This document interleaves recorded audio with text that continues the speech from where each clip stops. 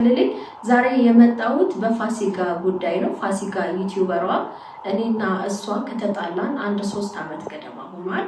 አንነጋገርም። ጓደኝነታችን ያበቃበት ጊዜ ነበረ።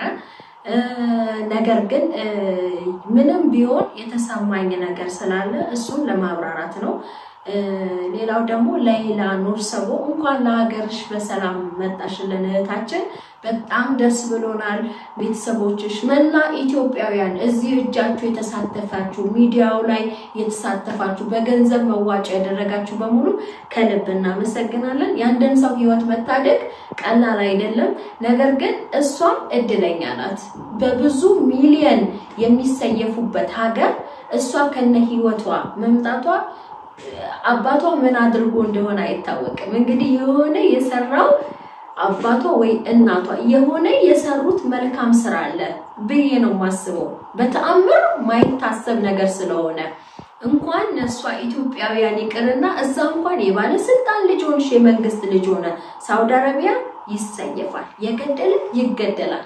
በዚህ ህግ ግን እኔ እስማማለሁ። ኢትዮጵያ ውስጥ አንድ ቀን ይህ ህግ እንደሚከናወን ሙሉ ተስፋ አለኝ። ሙሉ ተስፋ አንድ ቀን ይሆናል ኢትዮጵያ ውስጥ።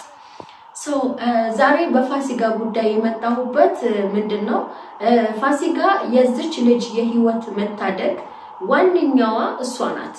ነገር ግን በቀደም ኢትዮጵያ ስትገባ እንደ አንድ ዩቲዩበር እሷን እንዲያውም መገኘት የነበረባት እሷ ናት። ለዩቲዩብ ቪዲዮ ስትል ነው ብለሃል ካሊድ ፋውንዴሽን። በጣም ያዘንኩበት አንተ ቲክቶክ ላይቭ ስታስተላልፈው ነበር እንዴ? እሷ ዩቲዩብ ብትሰራ ምንድነው? ምን አላት? አይ ቲንክ 10-20 ዶላር ቢቆጠር ነው፣ ሌላ ነገር የለም። ነገር ግን ከሱ ይልቅ ደስ ይላት ነበረ። ለምን አላከበራችኋትም? ለምን በክብር አልጠራችኋትም? የሌላ ኑር ሰቦ ቤተሰብ እሷ ሚዲያ ላይ ቀርጻ አቅርባት ነው አይደል ልጃችሁ ዛሬ በእጃችሁ የገባችሁ።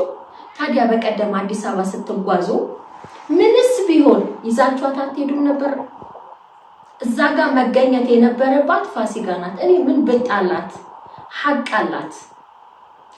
ልትመሰገን የሚገባ ልጅ እንዳትመሰገን ያደረጋችሁት አንደኛ።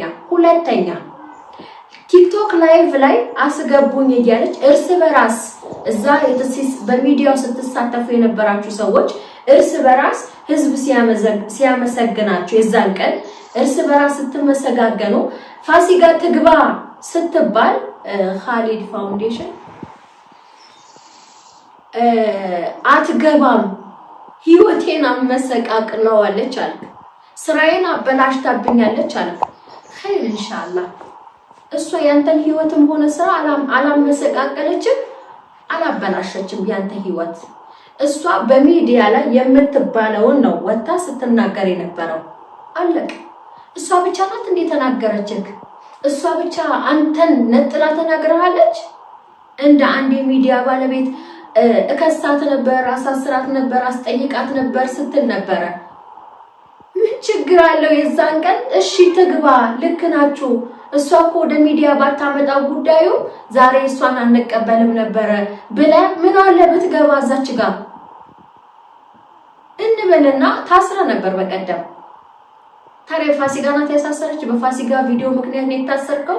በሰራው ስራ ነው እየታሰርከ ያለው። ስለዚህ የሆነ ስህተቶችንና ጥፋቶችን የነበርክበትን ነገር በዚች በአንዲት ሴት ልጅ ላይ ማለት ችግርህን እሷ ላይ ለማላከክ ለምን ፈለክ? ለምን ለማያያዝ ፈለከው? ያንተ ህይወትና ስራ መበላሸት ምክንያት ፋሲካ አይደለችም፣ ስራህ ነው።